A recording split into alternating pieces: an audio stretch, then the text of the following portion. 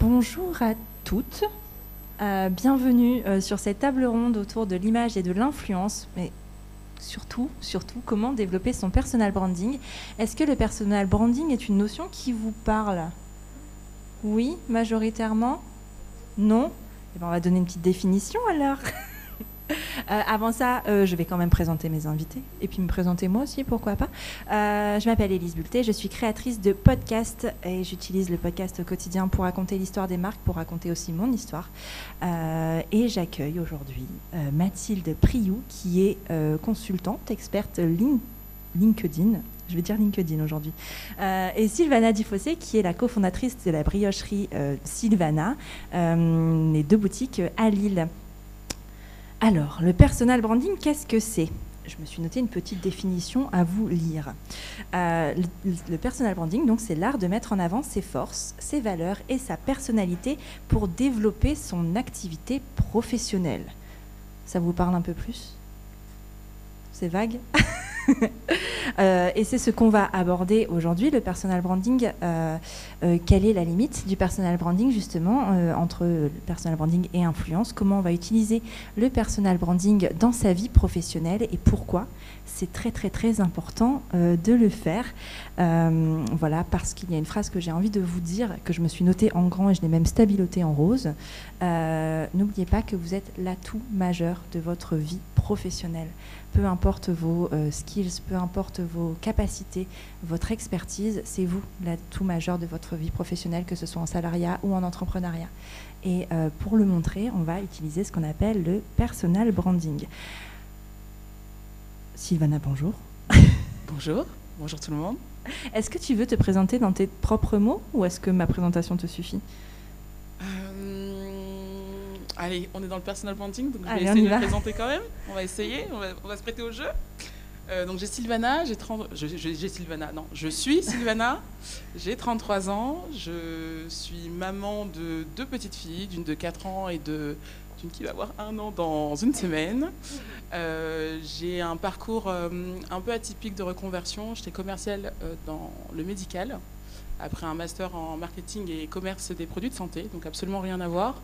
Si ce n'est que j'avais pour rêve, quand j'étais petite, d'être pédiatre pour, de ma propre bouche, soigner les petits êtres humains. Et aujourd'hui, je régale les petits enfants intérieurs. Donc, je ne me suis pas trop mal débrouillée, en tout cas, j'estime. Et j'ai cofondé une briocherie, plutôt 2 maintenant, avec ma sœur. Donc, c'est une histoire familiale que je me plais à partager, notamment sur les réseaux sociaux. Ton parcours, il est très très intéressant, je trouve. Je ne sais pas vous, mais moi je trouve ça passionnant.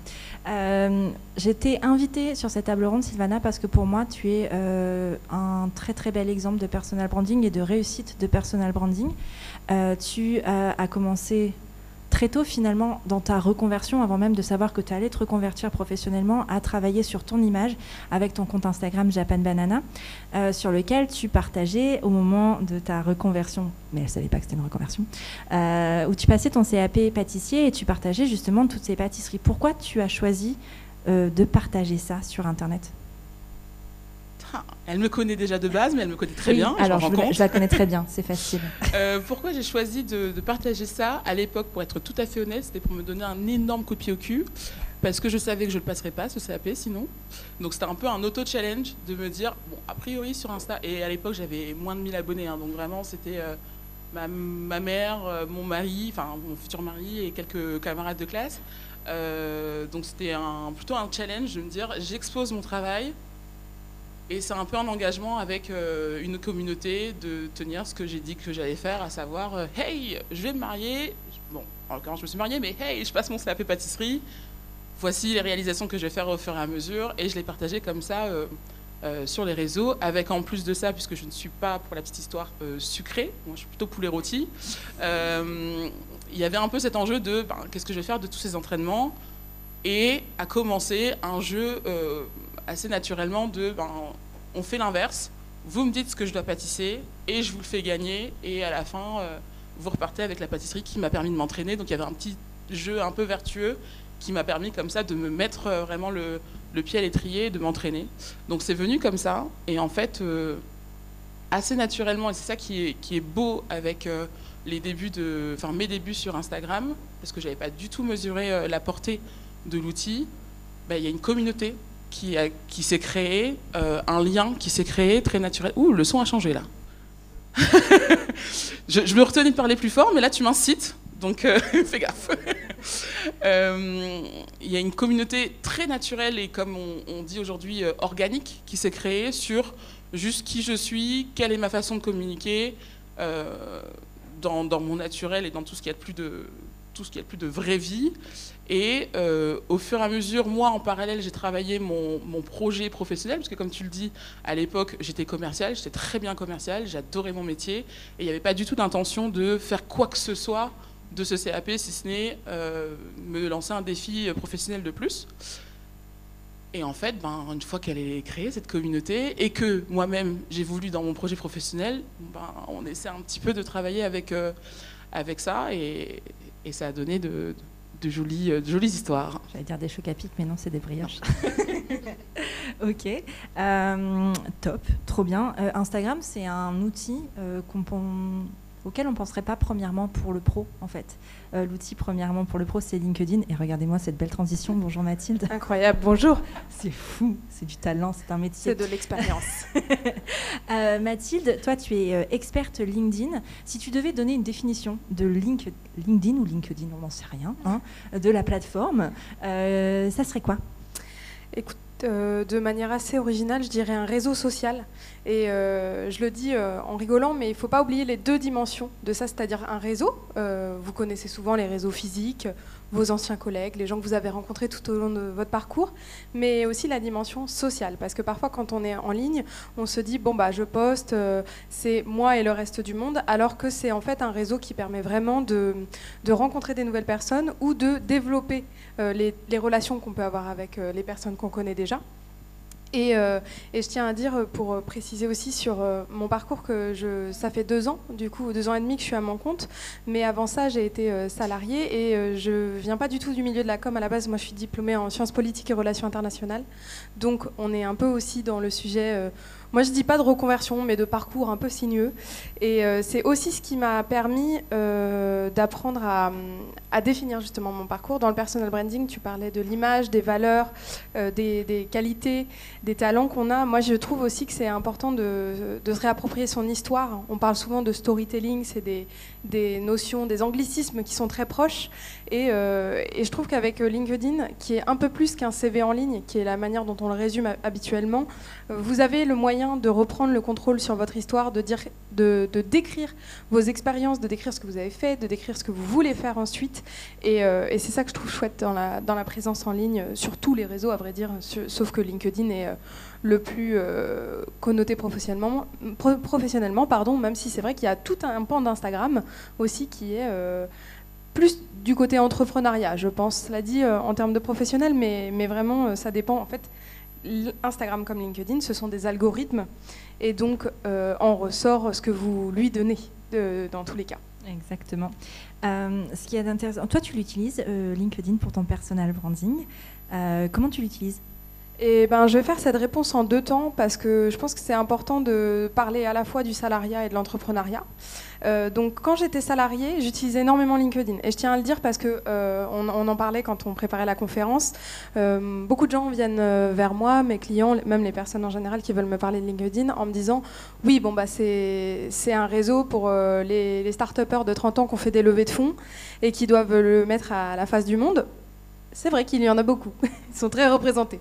Et justement, c'est l'un de mes combats que nous, toutes, dans cette salle, on soit plus représentés aussi. Fin de la parenthèse. J'utilisais déjà LinkedIn beaucoup dans mon salariat.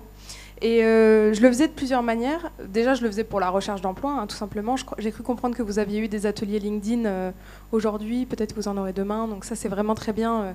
Voilà, apprenez à utiliser cet outil. Et au-delà de ça, j'utilisais beaucoup LinkedIn pour, en fait, expliquer ce que je faisais. D'autant que j'ai toujours eu des métiers. Vous voyez, mon père, il est commercial et ma mère, elle est infirmière. Tout le monde comprend ce qu'ils font. Moi, j'ai toujours eu des intitulés de poste. Personne ne comprenait ce que je faisais.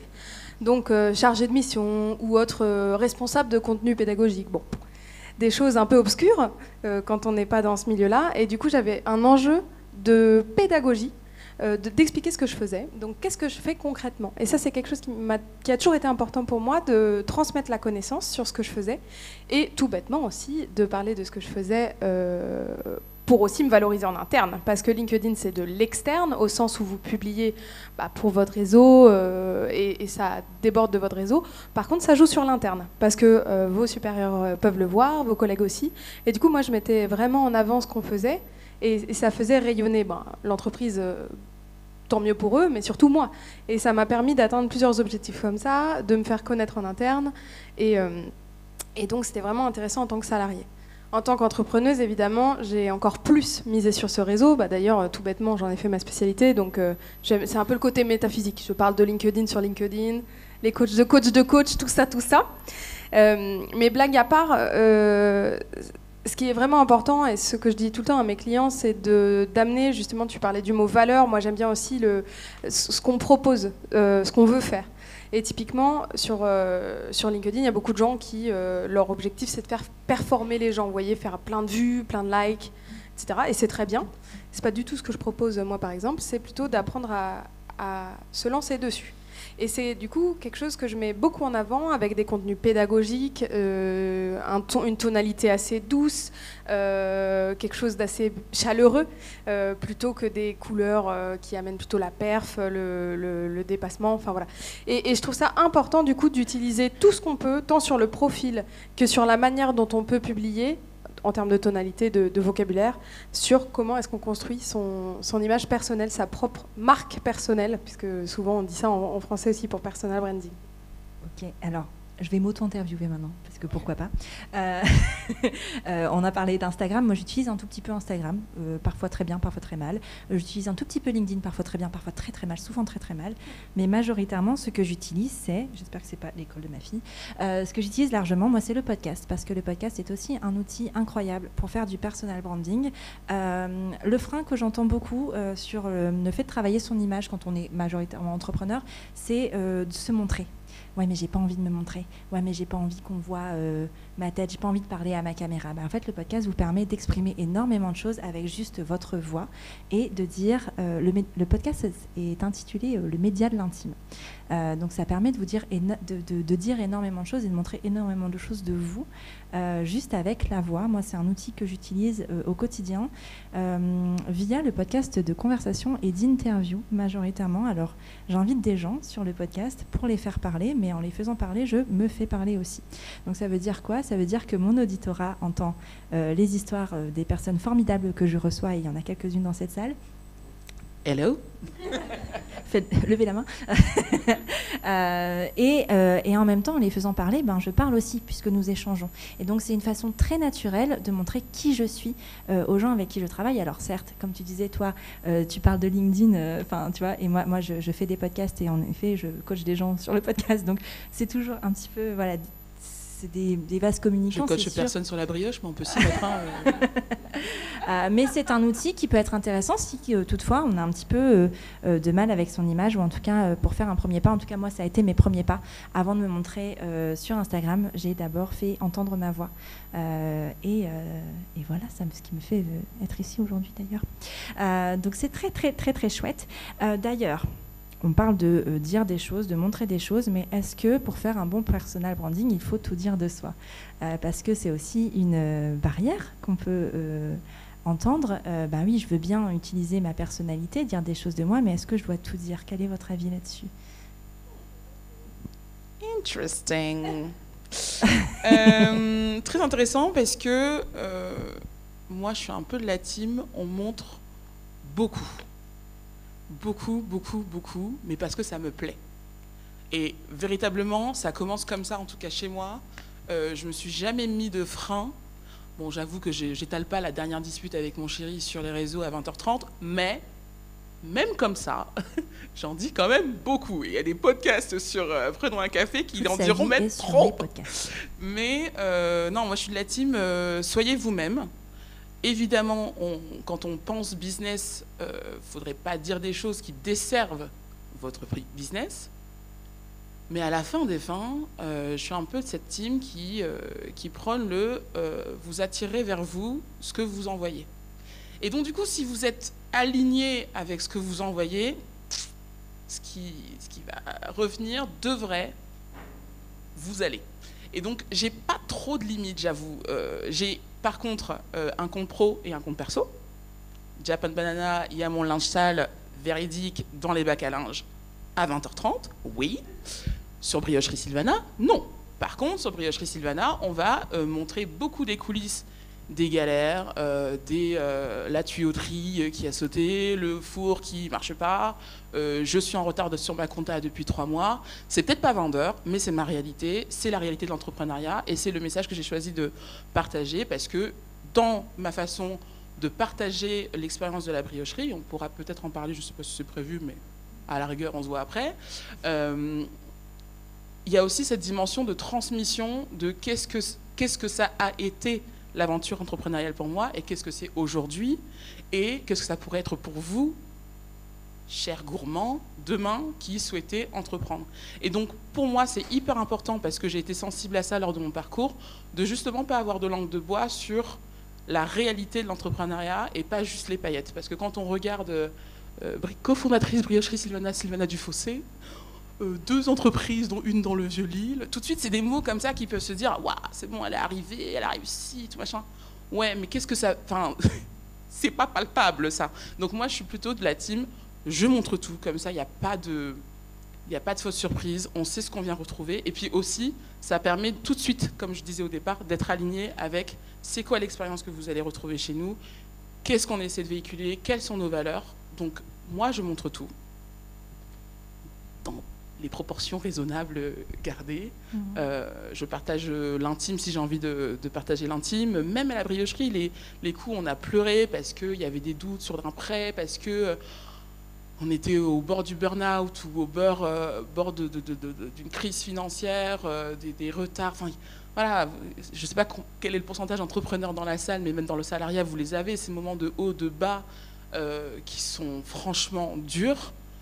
Oui, à la fin des fins, en tout cas en ce qui me concerne, il y a une volonté de faire vivre une expérience gustative, mais au-delà du gustatif, de venir déposer un petit peu justement tous ces soucis-là. Si vous venez à la briocherie, on espère vous faire passer un moment hors du temps dans le régaler votre enfant intérieur. C'est notre promesse et c'est vraiment ce qu'on aspire pour vous quand vous venez chez nous. Par contre, je suis pas à l'aise avec le fait de vous montrer que ça, parce que pour toute l'histoire de la briocherie, justement parce qu'elle venait de toute cette histoire de haut, de bas et de coulisses, ça fait simplement sens de continuer de le faire à ma manière et en dissociant un petit peu les deux, histoire de... Voilà, quand j'ai plus envie de regarder l'Insta de la briocherie, je le coupe et je repasse à Théa, t'es où? Range tes affaires. Voilà. Ça, c'est côté Japan Banana et côté Briocherie Sylvana, je fais la même avec mes employés. Non, c'est faux. Sur LinkedIn, ça apparaît un peu plus facile. Moi, je vais juste apporter un petit peu de nuance, parce que je suis d'accord avec toi sur plein de points, notamment que du coup, ça fait très incarné, ça fait authentique en fait. Et l'authenticité, c'est vraiment important. Et toi, tu as un contenu qui te ressemble, au sens où voilà, tu es très généreuse dans ce que tu proposes en termes de contenu. Et en même temps, moi, j'ai un côté plus réservé sur certains points. Justement, tu parlais de l'intime, et je trouve ça toujours important de réfléchir à qu'est-ce qui est pour nous privé, qu'est-ce qui est pour nous intime et qu'est-ce qui est pour nous personnel.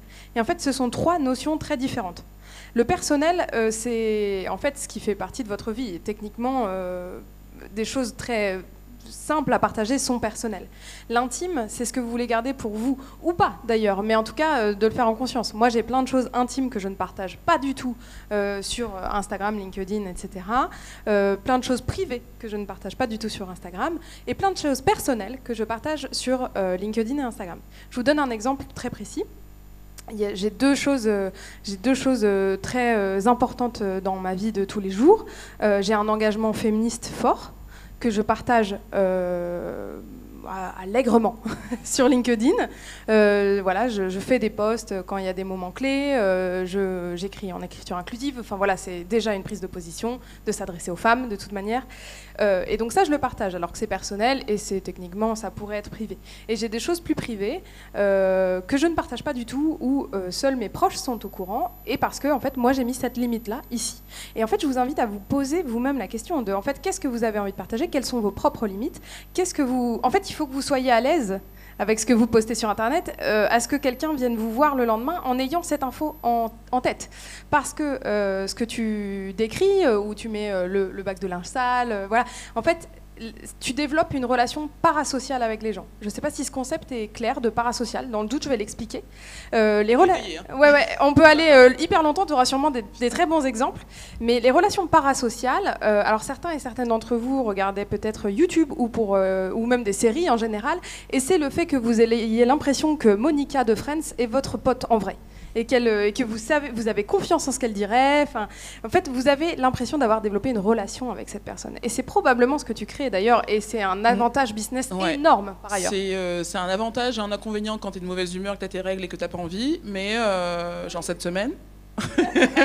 Mais c'est marrant, à chaque fois que je faisais ces conférences-là, j'ai mes règles et puis je finis par parler de mes règles. Et puis heureusement, aujourd'hui, je suis entourée de femmes, donc ça va.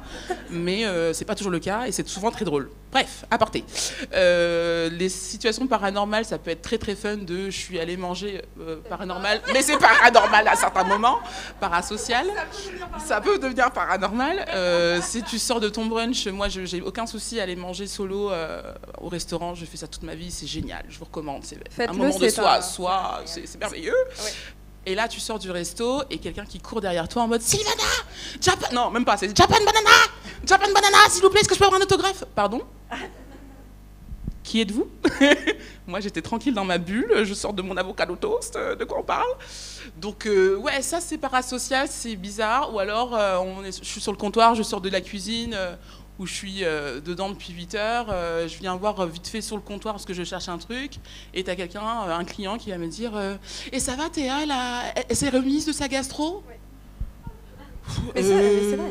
Oui, merci de demander, j'y retourne.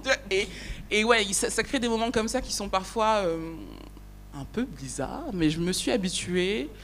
Mais ta limite, elle est la respecter. C'est-à-dire que c'est ta limite en fait, et c'est ça qui est important, et c'est ce que tu disais, c'est que toi tu as décidé de partager un maximum, toi tu mets tes limites, moi aussi je mets mes limites, c'est-à-dire que moi j'ai un podcast de parentalité sans jamais exposer ma famille.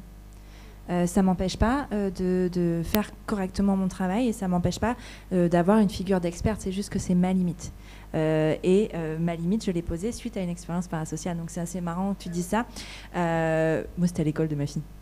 Où en fait, une maman qui me suivait sur Instagram m'a posé des questions sur mon état de santé mentale. Parce que je partage énormément de choses autour de la santé mentale, parce que c'est un sujet important pour moi, et ça, je continue de le faire. Et là, je me suis dit, Too much. Too much. I wasn't ready. Il est 8h20, laissez-moi tranquille. Non mais exactement, donc posez-vous la question en fait de qu'est-ce que vous êtes prête. En fait, imaginez-vous, en fait, les réseaux sociaux, c'est une prise de parole en public, comme celle qu'on est en train de faire actuellement, sauf qu'elle est à l'écrit. Ou en vidéo, enfin peu importe. Vous voyez ce que je veux dire, elle est asynchrone au sens où là on vous parle, donc vous nous écoutez, et a priori quelqu'un qui n'est pas dans cette salle ne nous entend pas. J'avais oublié que c'était enregistré. On a parlé de mes règles en direct, c'est génial. Ça ne marche pas du coup ce que je dis évidemment. Bon bonjour à la team replay. Et justement, donc blague à part, les réseaux sociaux, vous avez le contrôle dessus, donc vous pouvez décider ce que vous allez mettre, mais songez au fait que du coup n'importe qui peut le voir, par définition, parce que ce sont des réseaux publics pour la plupart. Mais même si ça l'est pas, il faut partir du principe que tout peut être vu. Et à contrario, parce que je pense que c'est aussi un blocage, c'est pas parce que vous postez un post qu'il y a 3 millions de personnes qui vont le voir. Tout à fait. Parce que je sais que ça peut être un frein aussi, en tout cas moi c'est un frein que j'entends beaucoup, d'imaginer que toute la Terre entière vous regarde. Non. Alors non. Ça, j'ai quelque chose que je dis tout le temps à mes clientes, et mes clients, souvent c'est mes clientes qui ont cette peur-là, de faire un flop. Je fais, mais si c'est un flop, qui le saura? Qui?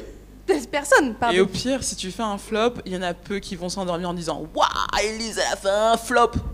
C'est ça. C'était horrible. J'ai passé 15 secondes, mais horrible. Tu Non, vois, mais c'est ça. ça Donc, n'existe vraiment, pas. Ça n'existe pas, ou alors ces personnes doivent aller consulter, en tout cas. Voilà. Mais donc à la fois, prenez ça pour ce que c'est-à-dire un post sur un réseau social qui va disparaître en 24 heures, puisqu'on est dans tellement de contenu que voilà, il ne faut pas non plus se mettre la rate au courbouillon, il ne faut pas attendre que ce soit parfait, il ne faut pas avoir toute une stratégie dans sa tête, parce que là, depuis tout à l'heure, on parle aussi de voilà, identité forte, identité construite. Ça fait un moment quand même qu'on publie sur les réseaux sociaux. Moi, ça fait plusieurs années, toi, j'imagine aussi. Donc, on commence quelque part. Hein. Et les premiers posts, ils sont souvent lisses, c'est pas grave. Enfin, je veux dire, ça se construit en faisant. Moi, j'ai commencé Insta pour les filtres. Hein. Le filtre Polaroid, là, vous l'avez tous eu. Voilà, c'était ça mon Insta à la base. Donc, vraiment, faut être chill. Et puis, en fait, tout le monde a été débutant à un moment, et ça, il ne faut pas l'oublier. Donc, en fait, et c'est en faisant aussi qu'on apprend. Et on est toujours le débutant de quelqu'un. Hein. Exactement. Moi, je complexe aussi devant les réels incroyables de Cédric Grolet. Bon, on sait très bien qu'à la fin, il le fait pas, son entremet. Mais je suis là, genre, waouh, Amaury Guichon, mais qu'est-ce que tu fais? T'es un dieu. Bon, pareil, le soir, je m'endors pas en pensant à Amaury Guichon. Pourtant, c'était incroyable. Donc, Exactement. Mais le personal branding, c'est pas seulement en ligne, parce que là, c'est facile, on en parle en ligne. Toi, Sylvana, vraiment la reine de la transition. Toi, Sylvana, tu as décidé d'aller plus loin, c'est-à-dire que tu as mis ton visage, tu as mis ton nom sur ton entreprise, sur la vitrine de ton entreprise, il y a ta tête. Et oui. Quel a été le cheminement vers l'incarnation à ce point de ta marque? Parce que on ne peut avoir une marque d'entreprise et dire, ben voilà, elle aurait pu s'appeler, je sais pas moi, la briocherie gonflée. Pourquoi pas? Elle sait. Elle me connaît vraiment très bien. Et quel a été le cheminement justement pour lui donner carrément ton nom? Parce que il y a une différence entre poster des choses sur Instagram et dire ben voilà, c'est ma vie et je la partage avec vous, et mettre ton visage sur le mur, des murs lillois, très beaux murs lillois d'ailleurs. Alors le cheminement, pour ça je vais être un peu plus longue pour que vous compreniez un peu le contexte. On a initialement prévu, alors ouais, je vais vraiment aller très loin, c'est pas grave. On avait initialement prévu, c'est pour ça que la dame me connaît vraiment très très bien, c'était mon associé à l'époque sur un projet entrepreneurial qui s'appelait le Banana Café, qui est un café family friendly qui devait voir le jour autour de 2020 sur la métropole lilloise. En 2020, il y a eu le... Yes. Voilà. Et entre-temps, j'étais enceinte aussi de Théa et sortie de Covid. Tout s'est un peu accéléré. Nos timings professionnels, personnels se sont désalignés avec une envie d'entreprendre chacune de notre côté, mais ça n'a en aucun cas scindé notre amitié. Nous avons rendu l'enfant. Sinon, c'est laid. Bref, à part tes fêtes. Derrière, j'ai eu toujours cette envie, moi, de continuer, parce que j'avais déjà le volet restauration dans notre association, de continuer ce chemin d'ouvrir un café avec la brioche qui était déjà devenue notre produit phare. Et quand il a été question de trouver un nom dont elle a fait partie du brainstorming, le nom Gonflé est sorti. J'adorais ce prénom, ce nom de société, pour tout ce qu'il incarnait, parce que c'était Gonflé, G-O-N-F-L-E, point. Genre, voilà, on acte le truc, je suis gonflé, la brioche est gonflée, tout ceci est extrêmement gonflé. C'était incroyable. J'avais déjà le storytelling, la charte graphique, absolument tout construit, jusqu'au jour où j'ai enchaîné, et là, c'est là où je suis peu revenue au moment T, et c'est pour ça que je refais un tchac, par rapport à ce qu'on disait juste avant, sur le posez-vous la question de ce qui est OK pour vous de transmettre ou pas. Moi, à ce moment-là, j'étais dans une phase très compliquée psychologiquement, au burn-out, épuisement, postpartum immédiat quasiment, enfin, vraiment perdu. Et donc, sur les réseaux, je ne renvoyais pas forcément tout ça de l'intime, de je suis complètement paumée. Je pense que je n'avais pas totalement intégré moi-même. Et donc, je n'ai pas forcément partagé toute la détresse dans laquelle j'étais, mais il y a eu une phase, août 2021, où j'étais au fond du trou et où j'ai enchaîné sur le plan personnel beaucoup de coups durs, des AVC familiaux, des pertes de... Enfin bref, droite à gauche, dont la perte de ce nom de société qui pour moi comptait énormément parce que c'était un peu l'aboutissement de 2 années, ne pleure pas Elise, de 2 années de travail très très intense, et j'ai perdu le nom en propriété intellectuelle à l'INPI à 2 jours de « il m'appartient, c'est à moi » et puis on n'en parle plus. Sachant que tout était finalisé et qu'on arrivait vraiment à la bout de course, j'avais trouvé le bon local, je venais de finir mon nom, mon site internet, tout, c'était voilà, Sylvana, ça y est, t'arrives au bout, tu vas pouvoir ouvrir ta briocherie.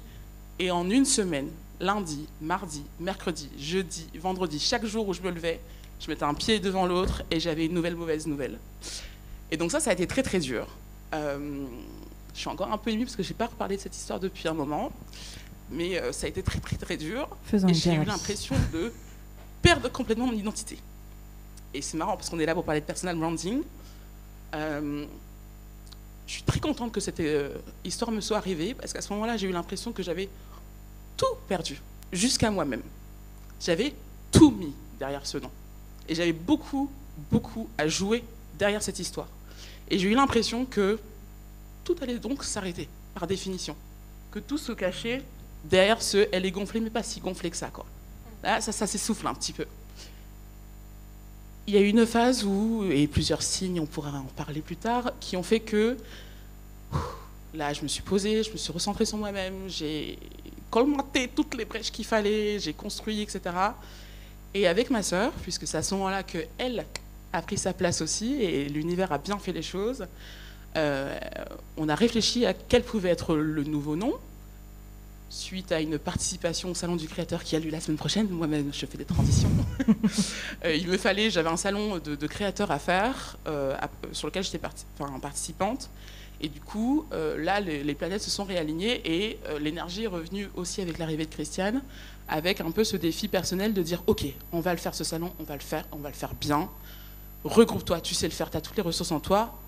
Et par contre, tu t'appelles comment, tu vois ?» Elle s'appelle comment ta briocherie là? On met quoi sur le logo, Sylvana? Je sais pas. J'ai failli appeler ça Roger, qui est le nom de mon père, et ma sœur m'a dit non, c'est hors de question. Hors de question, on arrête tout là. On va chez toi. On dit tout le temps qu'on va chez Sylvana quand on a fait une commande chez Sylvana, achète une brioche chez Sylvana et tout. On va appeler ça Sylvana et puis ça sera beaucoup plus cohérent. De toute façon, c'est toi, c'est ton histoire, cette briocherie. Va jusqu'au bout.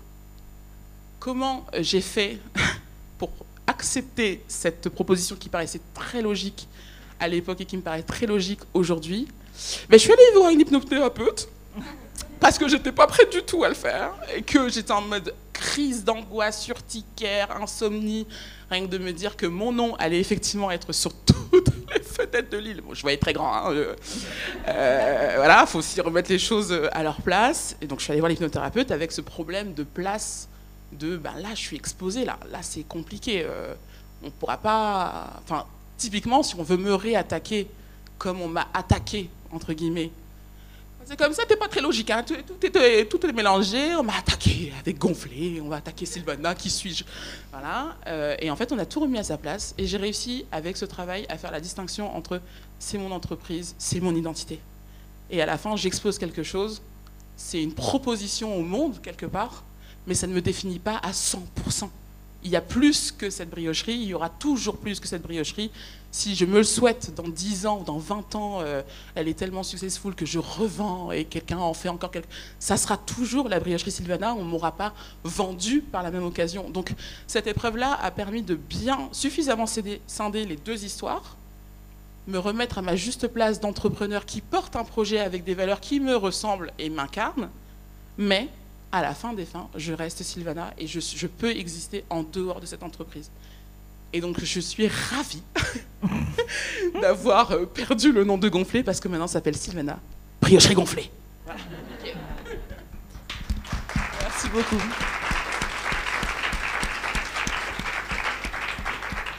Je sais pas c'était quoi la question à la base. C'est pas grave, tu as répondu dans tous les cas. J'espère que ça vous va comme réponse, parce que j'ai pas mieux là. Quand on parle de personal branding, c'est vrai qu'on a l'impression qu'en fait, quand on va parler de soi pour parler de son entreprise, on va mettre nos tripes sur la table. Alors toi, c'est vraiment ce que tu as fait. On n'est pas obligé d'en arriver là. Non, pas du tout. Et encore une fois, je tiens à le dire, je tiens à le répéter, parce que je sais qu'on est dans un salon de la reconversion professionnelle et qu'il y a des personnes parmi vous qui sont et vont rester salariés. Le personal branding, c'est pour tout le monde. Je tiens à le dire, pourquoi? Parce qu'on l'associe souvent à l'entrepreneuriat. Alors évidemment, quand la marque C'est Nous encore plus quand c'est littéralement nous, c'est sûr que là, on ne peut pas faire sans. Moi, les gens, si vous cherchez des consultants de LinkedIn, il y en a à peu près 120 000. Des briocheries, il y en a plein aussi. Donc, qu'est-ce qui fait que vous allez aller chez Sylvana ou vers moi pour le faire? Là, c'est autre chose. Je tiens juste à le dire, c'est important aussi quand on est salarié d'avoir sa propre image parce que, en fait, on est dans les lignes, elles bougent, quoi. On peut être chassé, chassé pas littéralement, hein, donc chassé en entreprise. Je suis anti-chasse. Tous les engagements engagés ou quoi? Non, je rigole. Ce que je veux dire, c'est qu'on peut venir vous chercher pour travailler dans une entreprise, et ça n'arrive pas si vous êtes caché au fond d'un trou. L'image de la traque continue, hein, vraiment. Des métaphores filées non nécessaires. Donc ce que je veux dire, c'est que si vous osez vous rendre visible, partager votre parcours, partager vos convictions, c'est sûr que vous avez plus de chances qu'on vienne vous chercher, que ce soit pour un projet entrepreneurial ou un projet de salarié. Maintenant, non, on n'est pas obligé de tout dire, absolument pas. Par contre, il y a une chose, moi, que j'invite chacune du coup à faire, c'est prendre le moment de faire une rétrospective sur son parcours. Je me suis représentée en vous expliquant que j'étais diplômée de sciences politiques, donc un diplôme extrêmement généraliste, le plus généraliste possible. Moi, globalement, j'ai fait un bac S parce que ça fermait aucune porte. Ensuite, j'ai fait une prépa littéraire parce que ça fermait que les portes qui ne m'intéressaient pas. Ensuite, du coup, j'ai fait un IEP, enfin Sciences Po, parce que ça fermait pas de porte. Et à un moment, je me suis dit, il va finir par falloir en ouvrir une. Parce que j'en ai pas fermé beaucoup, certes, mais j'en ai pas ouvert non plus. Donc j'en ai ouvert plein, à vrai dire. Et après mes 4 ou 5 premières années de vie professionnelle, j'étais quelqu'un qui changeait beaucoup d'entreprises. J'avais fait 3-4 entreprises différentes, plus quelques stages. Et j'ai pris le moment de me poser et je me suis dit, yes, qu'est-ce qu'on fait avec ça? J'ai bossé en start-up, j'ai bossé dans un think tank qui travaille avec l'Afrique, j'ai bossé dans un organisme qui bosse avec les collectivités territoriales, j'ai bossé en consulat. Yes, mais encore. Et en fait, j'ai eu énormément de mal à définir ce que je voulais mettre en avant, parce que j'avais eu l'impression de prendre les choses par opportunité. Tout n'est pas que stratégie, vraiment, sachez-le, même pour les gens qui se présentent très bien. Tout n'est pas que stratégie, beaucoup de choses arrivent, et après, on les introduit dans une stratégie bien huilée, bien sûr, qui était prévue depuis le départ. N'est-ce pas? N'est-ce pas? Comme le nom, Sylvana, tu imagines? Bon. Ce que je veux dire par là, c'est que j'ai pris un moment pour prendre mes différentes expériences et me dire, OK, là, il n'y a rien qui va ensemble. Mais c'est faux, c'est toujours faux. Il y a toujours un lien. Parce que c'est vous, en fait, à minima, le lien. Donc je me suis dit, OK, il n'y a aucun lien technique entre mes expériences, certes, mais y a-t-il des compétences à mettre en lien? Et là, ça s'est vraiment éclairé en moi. J'étais là, ah oui, dans tous mes boulots, j'ai fait du réseau. Dans tous mes boulots, j'étais dans la montée en compétences. Dans tous mes boulots, j'étais dans le... Donc j'ai mis réseau, montée en compétences et le fait de communiquer. Et donc j'étais là, OK, bah là j'ai mes piliers clés et je vais les réutiliser dans la manière dont je me présente. Donc la fois d'après, quand j'ai passé un entretien d'embauche, alors là, c'était construit, hein, je vous le dis. Donc quand on m'a posé la fameuse question horrible à laquelle je vous invite à vous entraîner, présentez-vous en quelques minutes. Et qu'on ne commence pas en disant « Bonjour, alors je suis née le 18, nanana ». Non, j'étais capable de répondre « Moi, j'ai construit ma carrière autour de différents piliers, à savoir le réseau et le partage de connaissances, et votre entreprise s'inscrit absolument dans cette démarche. C'est même la prochaine étape logique. » Donc bref, et après, insérer ici ce que faisait l'entreprise. Mais voilà, c'est rigolo, mais je vous le dis, en fait, vous pouvez reprendre la main sur votre parcours, il n'a pas à être chronologique, vous pouvez l'organiser par thématique, et ça paraît peut-être évident dit comme ça, mais si vous ne l'avez pas fait, prenez un moment pour faire le point sur vos expériences et essayez de les lier, que ce soit de la technique, que ce soit des valeurs qui les lient, que ce soit des compétences, on va dire humaines en général, que ce soit des missions, enfin voilà, il y a plein de manières de relier les compétences, et du coup, c'est beaucoup plus clair la manière dont on se présente après. Je suis assez d'accord. Et pour compléter ou rebondir, je ne sais pas, quand vous postulez dans une entreprise, là on va parler salariat, potentiellement votre recruteur il a eu des CV avec exactement les mêmes compétences que vous, c'est les mêmes CV. La seule différence qu'il va y avoir, ce sera vous en fait. C'est vous votre atout majeur quand vous postulez, même si vous êtes en reconversion, même si c'est quelque chose de tout nouveau, parce que si vous avez fait cette reconversion, c'est qu'il y a une raison. Et c'est cette raison-là qui fera la différence sur un recrutement. C'est aussi dans l'entrepreneuriat, quand vous allez chercher des clients, quand vous allez prospecter, ce n'est pas vos produits ou vos services qui vont aller chercher, c'est vous. c'est parce que c'est vous qui le faites. C'est pour ça qu'ils vont travailler avec vous.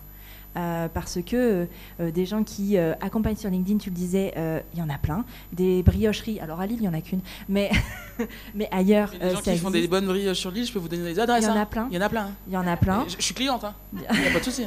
Donc, des personnes qui font du podcast, il y en a plein aussi, et de personnes qui font exactement tout ce que vous faites, il y en a plein. D'ailleurs, quand vous avez décidé de vous reconvertir et ou de vous lancer dans l'entrepreneuriat, je suis certaine qu'autour de vous, il y a des gens qui vous ont dit « Bah ouais, mais ça existe déjà ». Oui, ça existe déjà. Mais pas par vous. Et puis c'est une bonne nouvelle. Et tant mieux, ça veut dire qu'il y a un marché. Voilà, ça, je veux dire. Si jamais vous avez besoin d'une petite répartie. Tout à fait. Non, mais sachez que si ça existe, tant mieux. Ça veut dire que vous n'êtes pas seul dans votre lubie. Enfin, je veux dire. Et si ça n'existe pas, peut-être vous allez créer la nouvelle chose à la mode, le nouvel objet brillant. Donc croyez en vos rêves quand même. Attention, on n'est pas là pour diminuer des ambitions, mais vraiment gardez ça en tête. Personne ne le fera comme vous. Je vous donne mon exemple. Moi aujourd'hui, je le disais, je mets en avant énormément de pédagogie. Sur quoi je m'appuie? Sur mon expérience en professeur. Enfin, j'ai donné cours. J'ai été dans des assos féministes où il y avait énormément de transmission. Enfin voilà, tout ça est évidemment utilisé. Tous les éléments. Et j'insiste aussi. Je fais la petite parenthèse. La vie professionnelle, c'est super, mais il n'y a pas que ça. Il y a aussi votre vie personnelle, vos parcours de vie, vos engagements associatifs, vos désengagement militants, que sais-je. Toi, tu as un podcast sur la parentalité. C'est ce que j'allais dire, c'est qu'il y a un moment, s'il y a des parents, des mères dans la salle, quels ont été, comptez sur vos deux mains et vos orteils aussi, le nombre de montées en compétences que vous avez eues depuis que vous avez vos enfants, parce que franchement, elles sont énormes. C'est incroyable. Donc ça sert aussi dans le milieu professionnel et ça va vous faire avancer aussi.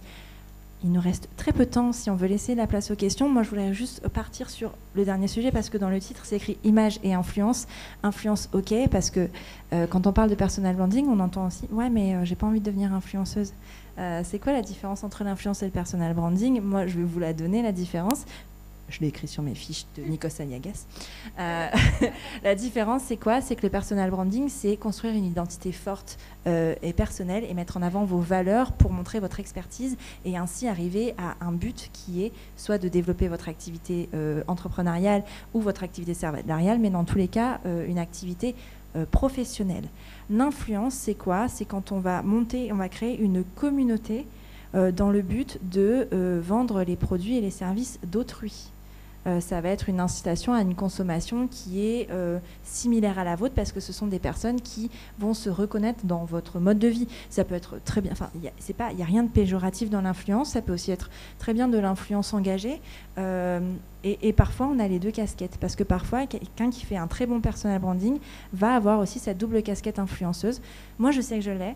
Avec le podcast, puisque Prenons un café, certes, est un podcast qui parle de parentalité, mais qui met en avant aussi des marques dans son modèle économique. En tout cas, c'est comme ça que ça fonctionne. Donc, j'ai cette double casquette. Je sais que Sylvana, tu l'as aussi. Sur Japan Banana, parce que tu fais du personal branding sur la briocherie, mais sur Japan Banana, tu travailles aussi parfois avec des marques dans l'influence. Mais c'est vraiment pas le même travail.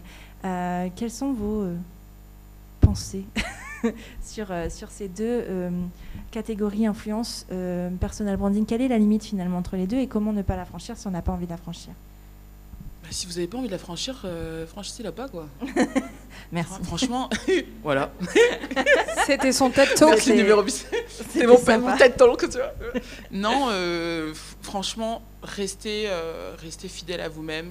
Vous trahissez pas parce que ça se voit tout de suite.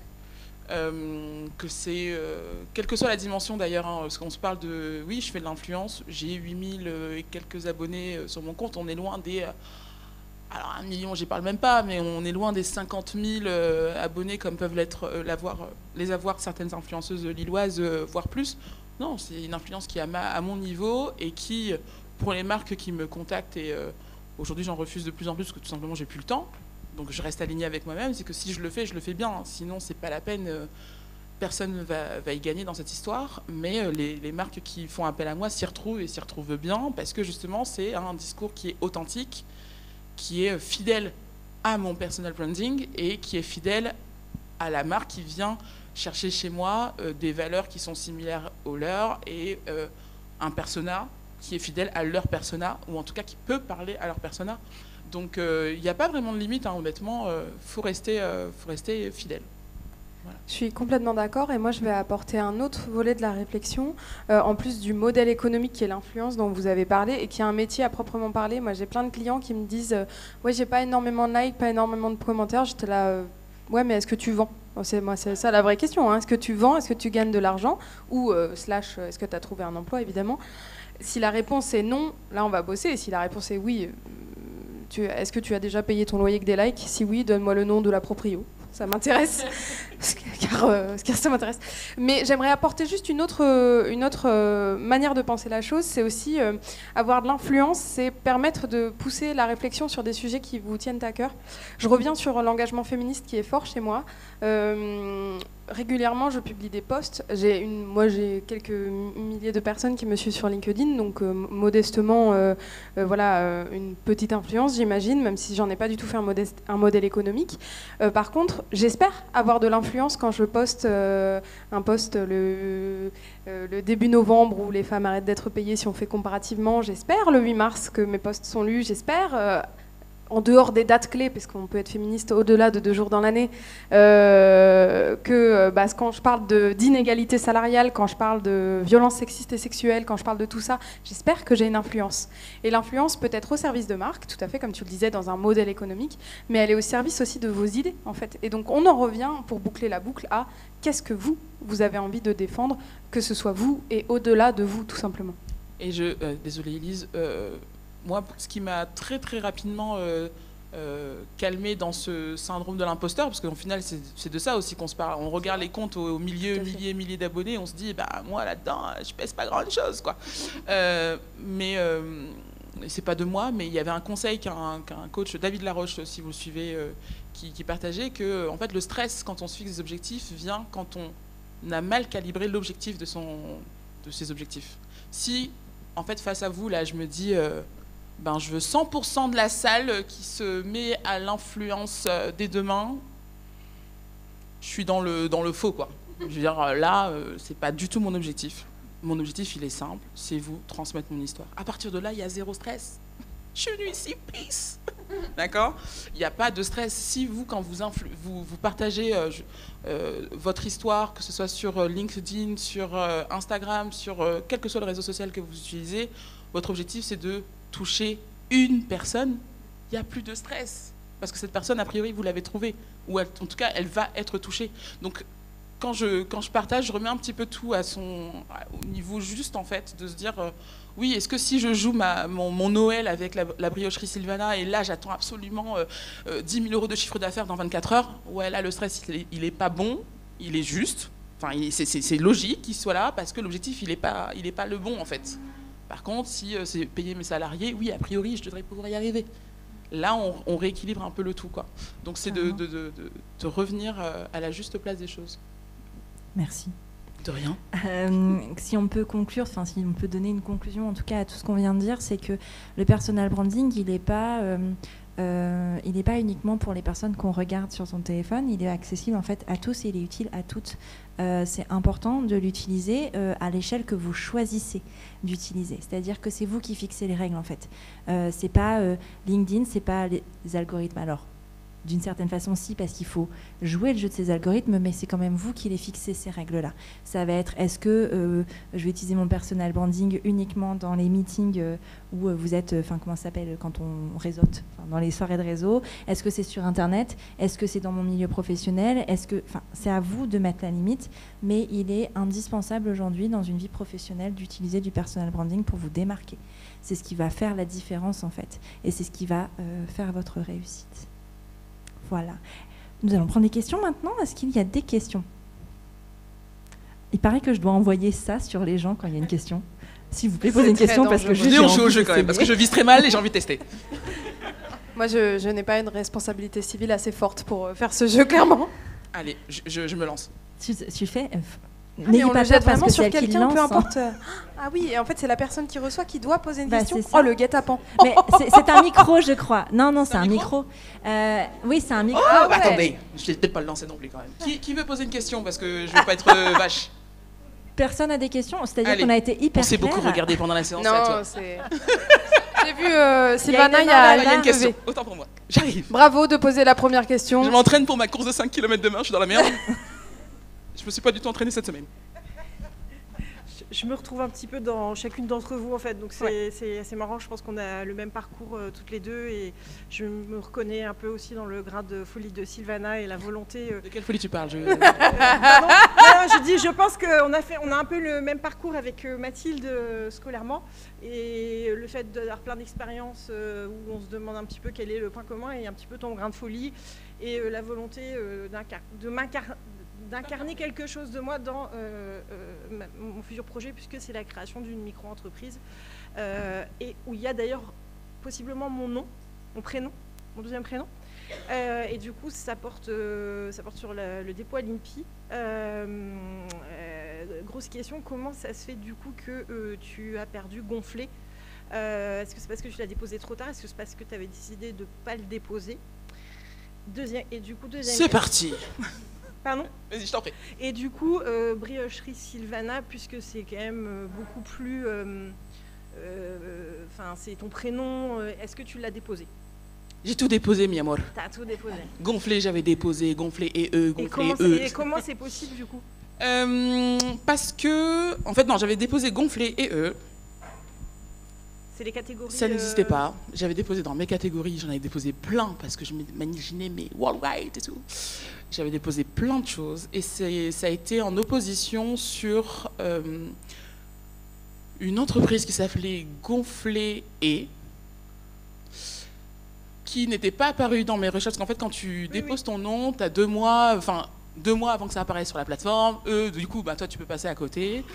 On n'était pas sur les catégories principales que j'avais choisies, mais dans les catégories qu'ils avaient choisies, genre fruits à coque, un truc dans le genre, par extension, la loi et le droit c'est quelque chose, par extension, mes catégories de restauration pouvaient être touchées. Tu pouvais utiliser des noix dans tes brioches. Et globalement, des pois chiches précisément. Voilà, c'est-à-dire globalement, que tu aurais pu décider de faire des pois chiches en produits dérivés. Exactement, sur la en produits dérivés, et ça ne problématique. fonctionnait pas. Et donc, ils avaient... Alors, autant il y a 3 ans de ça, je décrivais l'histoire et les alinéas des trucs par cœur, évidemment, parce que c'était très traumatisant. Aujourd'hui, ça m'est passé un peu dessus. Mais grosso modo, j'ai perdu le nom comme ça sur des recoupements de classes. Et surtout, tu peux faire des coexistences de marques quand tu te rends compte qu'il y a potentiellement litige. C'était pas du tout la volonté d'en face avec mon avocate que j'avais pris à l'époque pour justement m'interroger, parce que je tenais vraiment beaucoup à ce prénom que je voulais garder. On a fait un courrier avec une demande de coexistence de marque, de rédiger un papier qui te permet de... Alors, je vous conseille de faire ça si effectivement ça vous arrive. Par contre, en fonction du stade dans lequel vous êtes, changez de nom, parce qu'une coexistence de marque qui vous impose, ou du moins vous impacte dans le développement futur de votre marque, alors que vous êtes tout au début, et c'est ce que m'avait dit mon avocate, c'est presque dommage, quoi.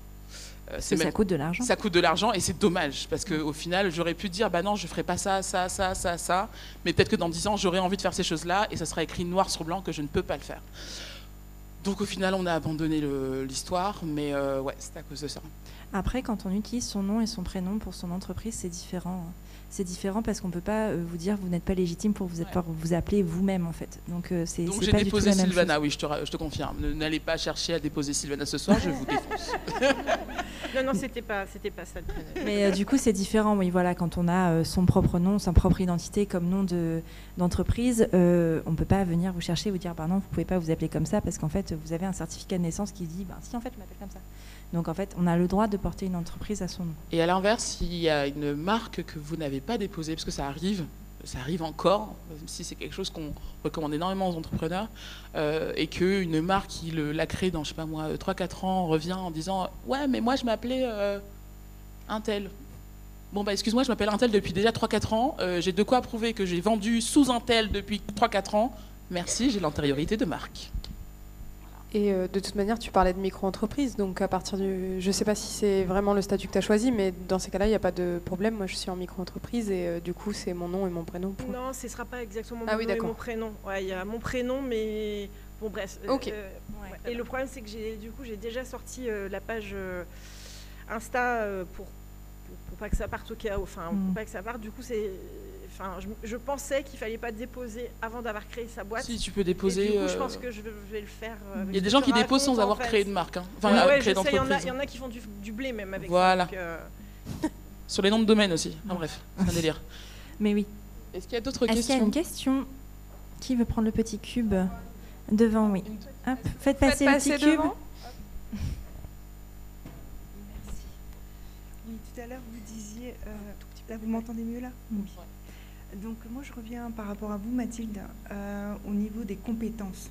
Lorsqu'on est multitâche, multipotentiel, ce que vous voulez, c'est difficile, en fait, soit sur une carte de visite, soit sur une image, de donner un titre. Alors là, j'aimerais bien avoir un conseil sur quoi on se base. Est-ce qu'on se base sur des compétences et on essaie de trouver un nouveau métier? C'est de plus en plus le cas. Et comment on fait ça, en fait, surtout? Je trouve ça intéressant toujours d'effectivement essayer de chercher des liens quand même, hein, parce qu'on peut souvent en trouver, ou une mission plus globale. Je donne mon exemple. Est-ce que j'ai une cliente là qui me vient en tête? Je vais donner cet exemple de cliente. J'ai une cliente qui était donc travel planner, donc c'est quelqu'un qui organise les voyages, voilà, je ne vais pas m'étaler, et qui était aussi infirmière en même temps. Donc c'était son métier salarié et son activité d'entrepreneuriat après, travel planner. Vous allez me dire, peu de choses qui vont ensemble. Pourtant, on a trouvé en creusant, on a réfléchi au fait que elle, sa mission, en fait, c'était de prendre soin des gens. De les aider à prendre soin d'eux aussi. Et donc ça peut paraître très loin, mais ça fait un peu mission de vie. Donc souvent je vois ça avec les gens qui se présentent un peu comme vous, beaucoup de casquettes. En général, il y a une mission un peu plus grande derrière. On parle souvent du why ou du pourquoi en entrepreneuriat. Je vous vois hocher la tête, donc peut-être qu'elle est déjà dans la tête cette idée. Et après, il y a l'assumer. C'est un deuxième temps. Parce que c'est pas simple aussi de dire, ouais, bah moi, mon but, c'est que... je ne sais pas ce qu'il y a derrière, mais que toutes les femmes soient visibles, parce que voilà, c'est différent de l'avoir en tête, puis de l'assumer. Il faut prendre le temps de digérer, de dire ouais, bah en fait moi ma mission c'est très ambitieux et c'est ok en fait d'avoir des objectifs immenses que peut-être vous n'atteindrez pas, mais peu importe en fait, c'est l'ambition que vous portez. Donc réfléchissez quand vous avez plusieurs choses qui vous semblent pas hyper cohérente dès le début, soit à des compétences, comme vous le redisiez, soit à des missions au sens à pourquoi est-ce que vous faites ça. Et en général, on finit par trouver un peu plus profondément pourquoi on fait les choses. Après, comment ça se met sur la carte de visite, ça c'est autre chose, et c'est de trouver quelque chose de catchy, il faut bosser ça avec d'autres personnes pour brainstormer. Mais c'est aussi une manière dont vous pouvez vous présenter, que ce soit justement, on parlait de réseautage, on parlait d'entretien d'embauche, on parlait de pitch quand vous allez devoir pitcher une entreprise. C'est dire, bah voilà, donc voici mon parcours, et moi ce qui m'anime, c'est... Ça, en fait, moi c'est comme ça que je conseillerais. J'allais dire, on n'est pas obligé de mettre un mot sur ce qu'on est.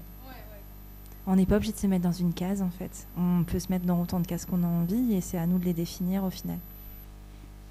Et moi, ça me parle. Mais parfois, oui, alors j'entends. Bah, c'est là où que LinkedIn, tu vois, sur ta carte de visite, tu renvoies directement sur LinkedIn, et là, tu t'étales. Non, mais oui, voilà, c'est... en fait, moi, je comprends, j'ai vraiment beaucoup de mal à écrire ce que je fais.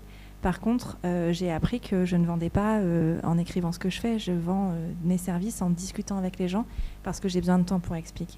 Donc c'est peut-être à revoir peut-être dans la façon dont on va aborder la cible qu'on veut toucher. Et est-ce que c'est sur du long terme? Et donc si on a besoin de temps, il y a des outils qui permettent de prendre le temps. Ça peut être des newsletters, ça peut être des posts sur les différents réseaux, ça peut être le podcast, je prêche pour ma paroisse, ça peut être plein de choses comme ça qui permettent d'avoir un temps assez long pour expliquer qui on est. Il y a des outils comme ça, plutôt que de juste mettre une case et une carte de visite. Est-ce qu'aujourd'hui, moi personnellement, j'ai jamais recontacté personne avec une carte de visite. C'est important pour avoir un contact et tout ça, c'est sûr. Si on a vraiment en amont fait un lien, c'est pas la carte de visite qui va vous amorcer ça. C'est vraiment le lien que vous avez créé en amont et dire, bah, on a bien connecté, on a parlé pendant 10 minutes, tu as compris un petit peu qui j'étais, j'ai compris qui tu étais, viens, on reste en contact. Et là, la carte de visite, elle a un sens. Distribuer ses cartes de visite dans une soirée réseau sans rencontrer personne, ça sert à rien. Le pitch, c'est hyper important, et je rajoute juste qu'on peut en avoir plusieurs aussi, tout simplement, selon les cibles. Parce que je vais redonner rapidement mon exemple. Comme je vous disais, j'ai lancé mon entreprise il y a 2 ans et demi, mais à ce moment-là, j'étais encore salariée. Bref, salariée techniquement, parce qu'en gros, je travaillais pour l'ambassade de France en Roumanie, à Bucarest. autant vous dire que ça ne pouvait pas être plus éloigné d'être chargée de coopération universitaire à Bucarest et consultante LinkedIn. Bah, autant vous dire que dans les garden parties à l'ambassade, je ne me présentais jamais avec mon entreprise. Et à l'inverse, quand j'avais des soirées réseau, j'enlevais cette partie ambassade, enfin je veux dire peu importe. En fait, vous pouvez avoir plusieurs pitchs perso parce que si vous devez tout raconter, le pourquoi, du comment, ça peut être très long aussi. Il faut se souvenir qu'on n'a pas forcément, comme là, nous, une tribune pour parler pendant 1 heure et que vous nous écoutez sagement. Voilà, on a 1-2 minutes. Donc gardez quelques éléments clés et ils en ont plusieurs. Et selon à qui vous pitchez. Exactement. On adapte le discours en fonction des personnes qu'on a en face. Oui. Bah, écoute. T'inquiète, on est là. Bon, on entend. On répétera. Ce sera la dernière question en plus.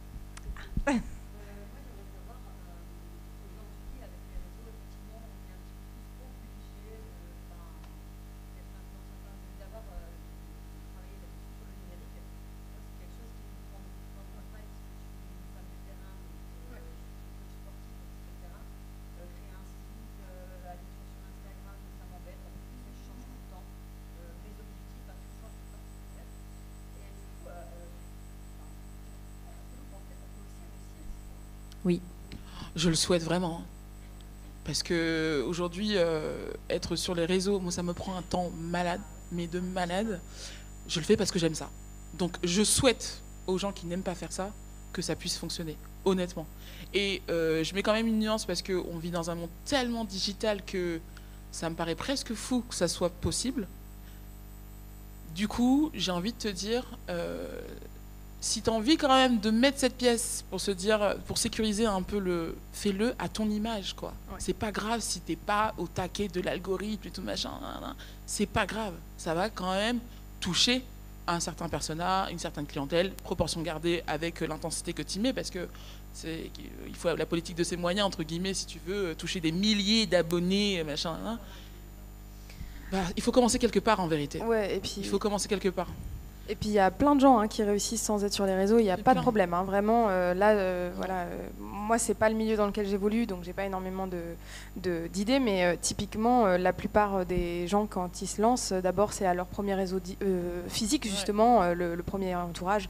Donc juste pour aussi amener quelque chose, c'est que faut faire quelque chose qui te plaît. Et il y a aussi des gens qui délèguent tout simplement les réseaux. Alors ça coûte de l'argent, hein, donc c'est pas. Mais on peut déléguer des réseaux sociaux. Je vous donne mon exemple. Moi, là aujourd'hui, j'ai commencé à en avoir marre d'Instagram. Et ben ça fait quelques jours que je travaille avec une community manager. Alors même que mon travail c'est les réseaux sociaux, LinkedIn du coup. Mais en fait parce que j'en avais marre, quoi. Parce qu'il faut être tout le temps. C'est beaucoup d'injonctions. Et donc je me suis dit non, merde quoi. J'ai envie de faire autre chose. J'ai envie de consacrer mon temps à autre chose. Donc la réponse est oui, on peut réussir sans. Oui, ça donne un énorme coup de boost. Oui, ça prend du temps, oui, c'est, enfin voilà. Mais donc voilà. Et que si tu as envie de le faire et que tu n'as pas envie de le faire toi, tu peux déléguer. Voilà, il faut avoir envie complètement parce que moi, juste pour refaire le pont aussi avec l'influence, que je voulais dire, c'est que pour renvoyer la lumière, il faut la prendre d'abord. Donc en fait, si on est sur les réseaux, c'est pour quelque chose à la base. Moi, à la base, c'est pour, en fait, le pourquoi je me suis lancée sur les réseaux sociaux, sur Instagram notamment, c'était parce que je sentais sur Instagram que j'allais pouvoir toucher un public qui n'était pas sur LinkedIn, un public que je voulais voir sur LinkedIn, et un public qui ne me trouverait pas sur LinkedIn puisqu'il n'y était pas. Et donc j'ai publié des trucs très tuto, très débutant, tu vois, en disant bah moi c'est ça mon objectif, et je l'ai fait avec une envie de partager. Donc si t'as pas envie, non, pitié, parce que ouais, mais sur ce média, c'est le moyen. Ouais. Bien. Oh, tu sais, quand j'ai rencontré Élise, elle supportait pas sa voix en story. J'ai fait le tri dans mes stories à la une, j'ai retrouvé le dis pas aux gens. Elle supportait pas. Ça commence quelque part, elle était comme ça sur les... C'est vrai, j'ai encore les making-of. Je l'ai supprimé récemment, sinon je vous aurais tous renvoyé sur le truc. Mais c'était très drôle. Non, et parce que j'ai une image maintenant, pardon. Et voilà l'image. Mais non, en vrai, pour répondre à ta question, non, t'es pas obligé. C'est bien d'en avoir une pour avoir une vitrine et avoir ton contact si on veut te contacter. Mais en vrai, la meilleure façon de développer un business, c'est de contenter tes clients. Et si tes clients sont contents, ils vont te recommander. Et c'est comme ça que tu vas gagner beaucoup d'argent. Et tu vois, moi, mes clients LinkedIn, il y en a plein qui me disent je dois prendre la parole combien de fois par semaine et tout. Je suis là. Déjà, fais un profil propre. Fais un profil nickel.